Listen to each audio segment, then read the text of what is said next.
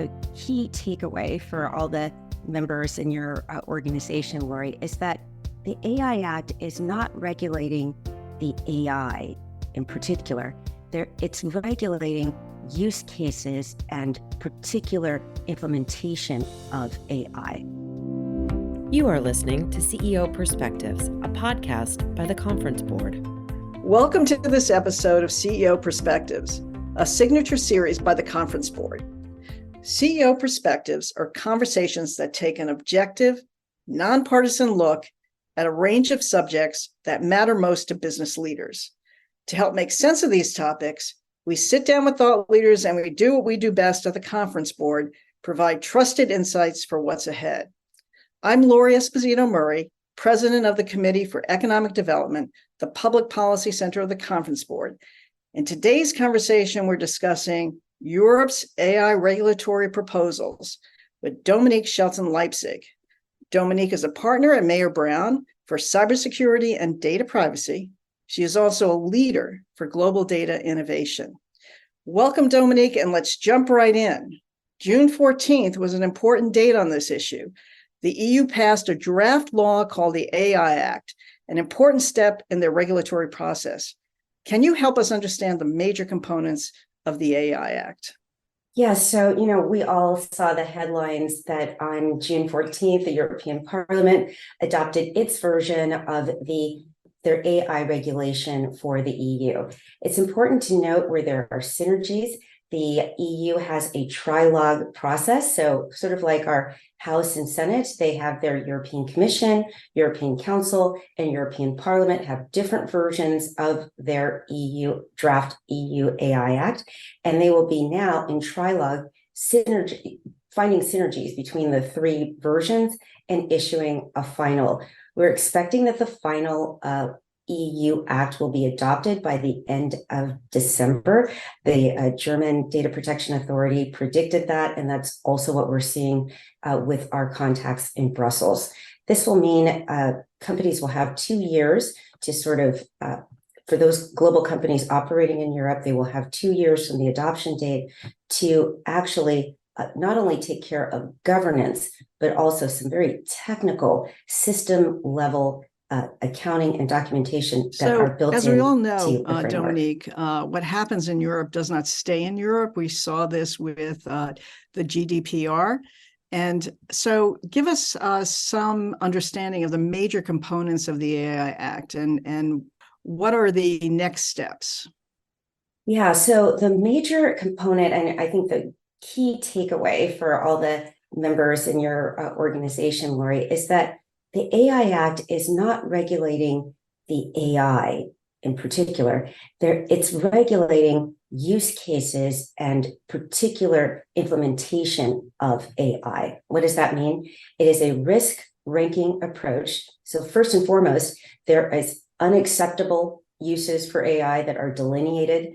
There are high risk areas of AI that are delineated and a standard elaborated, about 22 examples of high-risk AI in the area of finance, medical, children, location, remote biometrics, and real-time tracking are some of those. Employment uses and insurance and credit are another example, but that's all laid out in the 22 high-risk categories. And then there's medium and low risk that are delineated for it. The thing that's most important for all AI is that the European Parliament version, which I do think the control over generative AI that it asserts will be in the final adopted version at the end of this year. I do believe that's going to occur. So it's important for all of us to recognize that the EU Act will cover all AI. That's predictive, generative, logical, all of the different types of AI will be covered. And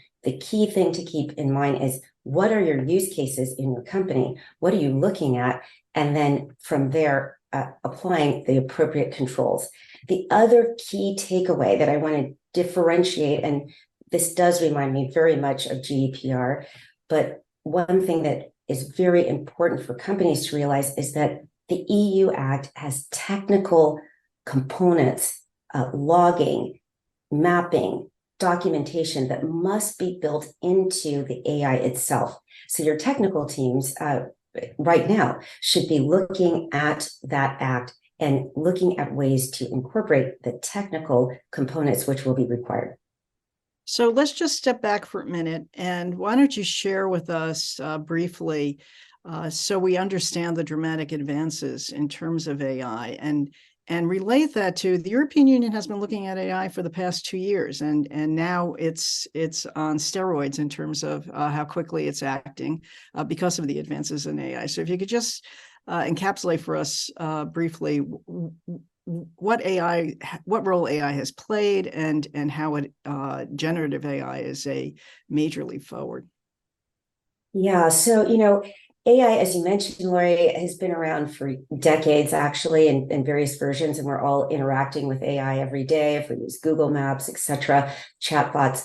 But what really took the world by storm was the commercialization of AI, generative AI, and the large language models and neural networks that will allow for content to be created. Now, this technology has been in place for about 5 years, and the Europeans have been working on draft legislation and guidance in this area for 4 years. I also want to point out that I was mentioning this to Peter before we got started, that the AI Act and drafts in Europe actually are synergistic with 37 other countries that are on the cusp of adopting AI legislation. So that is across 6 continents, including Middle East, Africa, LATAM, APAC. So I want to also bring about the synergistic way that this is being approached around the world. In terms of the impact that AI will have, of course, we've seen the statistics that generative AI could bring up to 7% growth in GDP in the next 3 years. So the opportunities are enormous, but also the risks are equally enormous. What I'm excited about, and what didn't happen with GDPR, but I believe now is in place, is that everyone is engaged. Regulators around the world have been meeting with research scientists. Laura, you mentioned the Digital Trust Summit. We were there listening to Professor Suresh Venkatesubramanian, who is the co-chair of the White House Advisory Council on Science and Technology. He has written, co-authored with his other co-chair, 60 pages of technical specs that they are expecting government contractors in the US to abide by. And these technical specs are also being looked at in Europe, because the European AI Act will promulgate regulations afterwards to implement some of the documentation requirements and technical requirements that are embedded. So it's not just a governance play that we're looking at around the world. We're looking at technical sort of hard coding in to look at things like algorithmic discrimination, IP protections, privacy, separate and distinct from cybersecurity, and also antitrust. So those are the components and the focus of this legislation, not just in the EU, but in 37 other countries.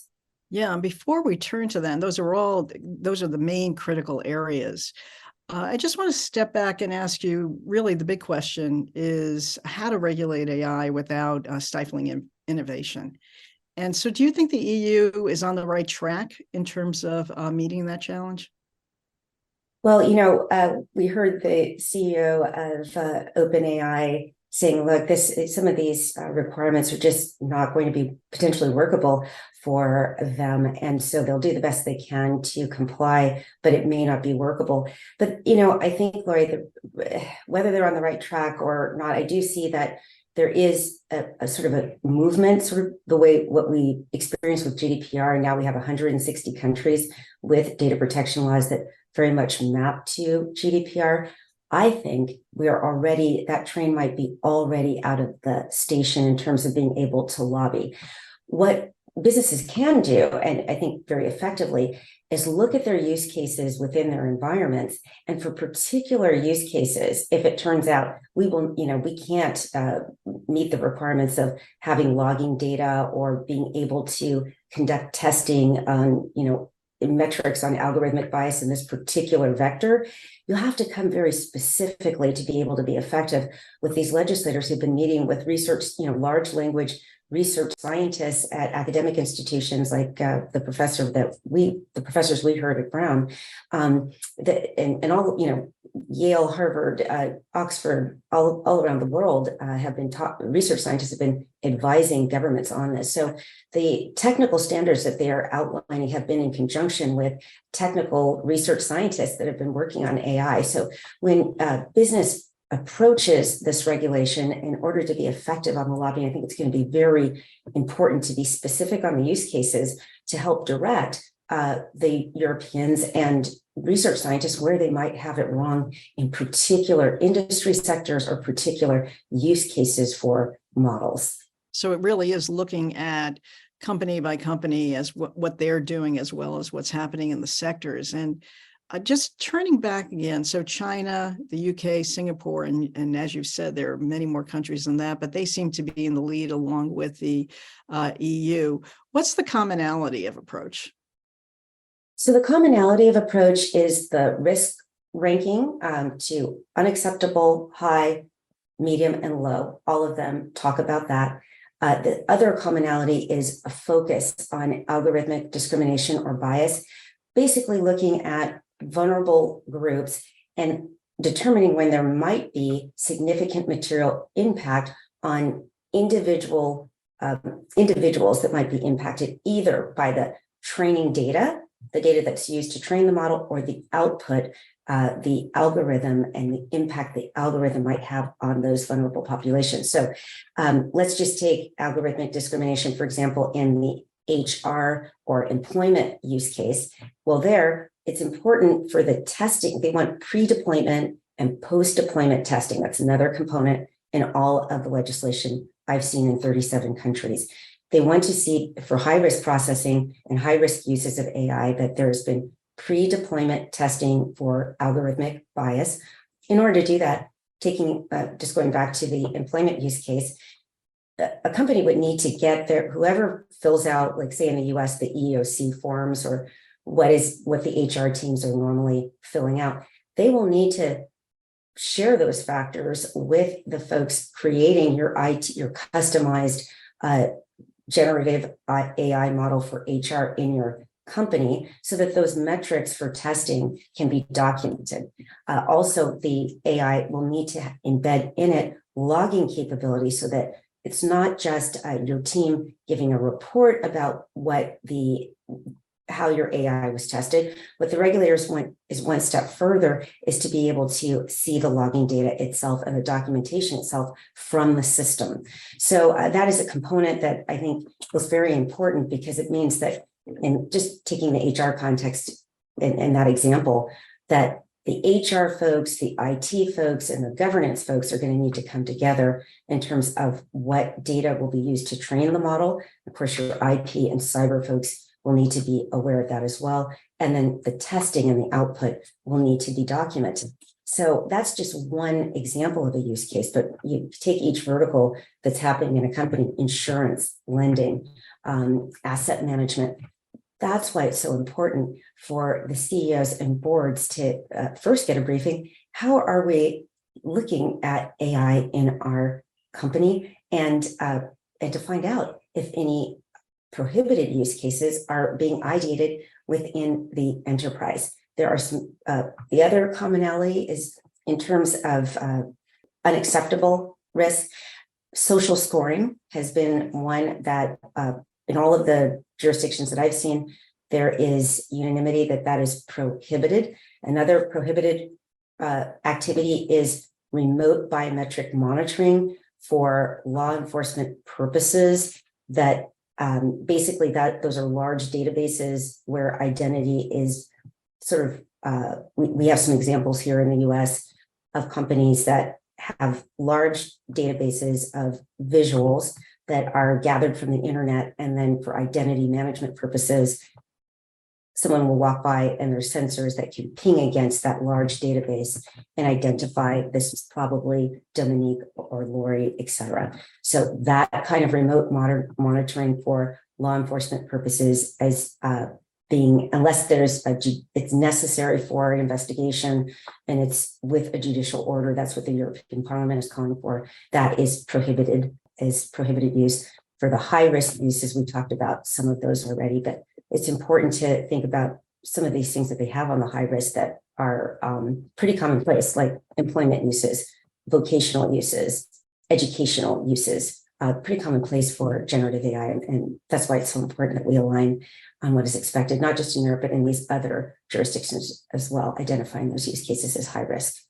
So we didn't really take the U.S. and the U.S. private sector and government sector really didn't take GDPR when the EU was working on the general data privacy regulations. We really didn't take that very seriously and ended up behind the curve. What lessons should we learn from that? And what should the U.S. both first on a public, looking at the public sector, what should U.S. policy leaders do? And then we'll turn to what private companies ought to do. Well, thank you for asking that, Lori. And I'm excited about the data leadership that the U.S. can now exert, having learned the lessons of GDPR. And I hope we did learn those lessons. We're the only country in the top 10 GDP that does not have a sort of federal or omnibus data protection law. That's put us behind the 8 ball in terms of data transfers in Europe, jeopardizing about 7.1 trillion in commerce. And we're still working through those the issues now. Now that so much is being reimagined with AI, I think we have a wonderful opportunity to not only catch up to what was missed during GDPR, but also step forward in a leadership role as we iterate into the future, because the technology, just as it was with the tech companies in Silicon Valley, the technology is really coming out of the US, and it makes sense that we should be leaders in terms of its governance and the legal frameworks around trusted AI. The commonality also, I want to say, in all of the laws I've seen is that there is a concept called trusted AI legal framework. That is what everyone is talking about in Middle East, Africa, EU, all of the draft legislation. And the United States needs that as well. It's very important.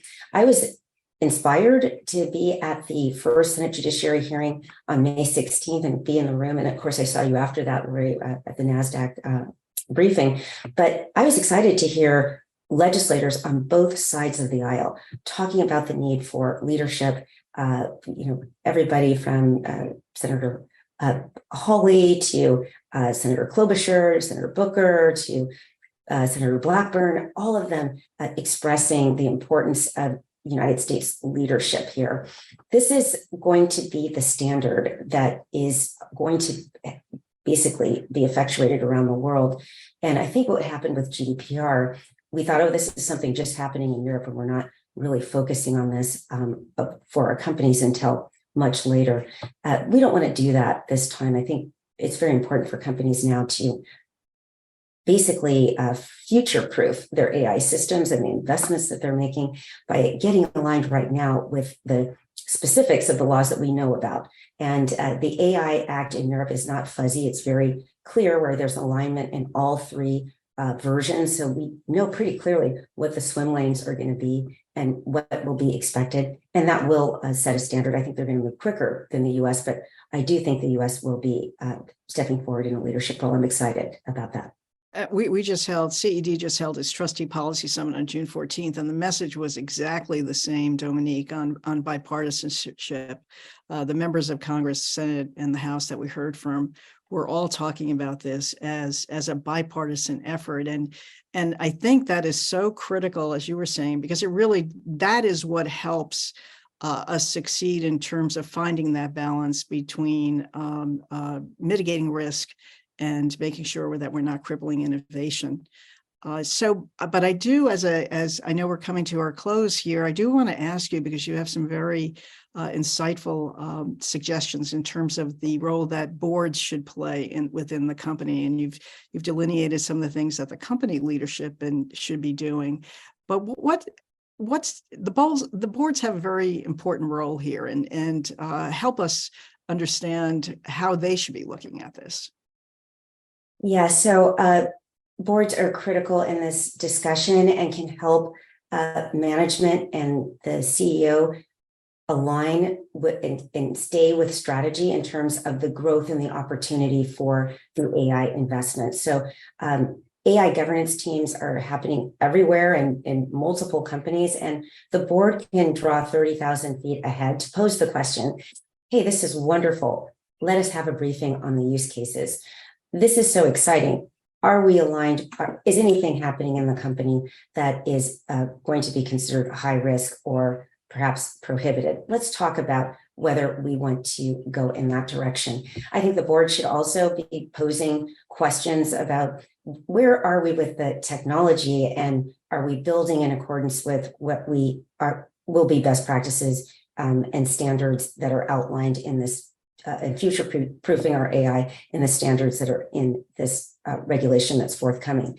And really asking the companies to engage with organizations such as yours, Lori, if there are specific use cases that need to be bubbled up to regulators that they might have overlooked that make certain of the requirements not workable for your particular industry or company. It's a time to not shy away as boards from the responsibility of oversight and to really help guide the enterprise in the leadership of their data. Because again, what we want to move towards, and I think what we learned with GDPR, is not a whack-a-mole and sort of lurching to each law and in panic that we're not ready. Rather, taking the steps because we have the opportunity to become data leaders, taking the step to future-proof ahead of time and align with the forthcoming legislation that we're on the cusp of adopting around the world.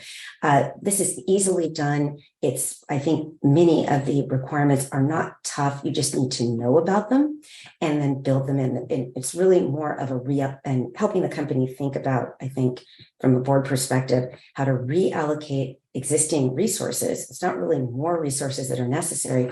It's a reallocation and a shifting to ensure that the AI governance programs that are being imagined and developed within the enterprise are actually in sync with the legal standards that will be imposed. Because it's not really the legal that is so important. It's the business advantage that is imperative. So those companies, for example, back in GDPR, who were able to embrace privacy are just on the cusp of, reaching 3.0 trillion market cap. I think Apple and a few others that have embraced those ideas are doing great. But if we don't get ahead of these things, companies can become headlines really easily, goodwill jeopardized, and trust, of course, Lori, as we've talked about so much, at risk.